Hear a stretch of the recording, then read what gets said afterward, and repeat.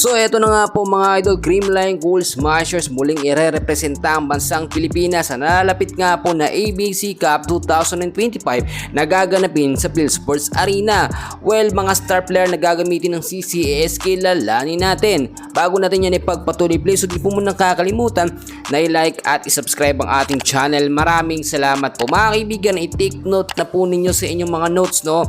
Sa nalalapit na April 20 to 27 sa PhilSports Arena po, tayo po mga kaibigan ng main host sa ABC Cup at isa po ang kupunan ng Creamline Cool Smashers na gagamitin nga po sa laban na ito, no? Kasama nila dyan ang Petrogas Angels, etong top 2 teams po dito sa PBL. Well, kung titignan nyo mga kaibigan, matagal na, no? Or matagal na nung huling nirepresenta nga po ni Alyssa Valdez ang bansang Pilipinas since 2023 pa mga kaibigan. At ngayon muli ay magagamit na ang magandang sistema at palalakas na player ng Creamline. Alam naman natin mga kaibigan, kapag may mga tournament tayo sa ibang bansa, no, overseas, hindi madalas nagagamit ng CCS dahil sobrang pagod sila at loaded nga po sa schedule. Pero nakikita nyo naman mga kaibigan, dapat talagang ginagamit ng ating bansa, no, ng Pilipinas natin, ating national team ay ang Creamline Cool Smashers, which is ang champion team. Well, tignan natin ngayon kung sino nga ba ang mga fit na player na gagamitin ng CCS para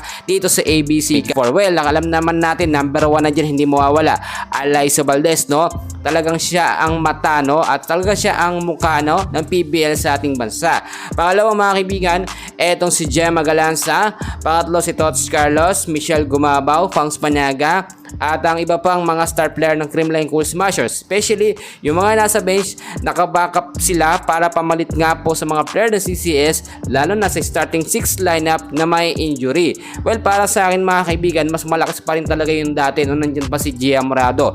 Pero mas lumakas din ngayon dahil nga po sa panibagong sistema ni Coach Sharon Meneses. Sinasot ng mga kaibigan, kung titignan nyo, top 1 naman sa standings ang Creamline Cool Smashers, which is isa pa lang naman ang kanilang talo. Panibagong sistema, panibagong rotasyon, alam natin mas malalakas sa mga kupunan ang mga kalaban natin dito sa ABC Cup 2025. Well mga idol, abangan natin yan, especially yung paghahandang gagawin ng Creamline Cool Smashers, no? Yung sistema na hindi ganun kadaling mabasa ng kalaban. Alam nyo mga kaibigan, subok na sa mga international game ang Creamline Cool Smashers. Yan muna ang update natin for today. Please huwag kakalimutan mag-like and subscribe. Maraming salamat po.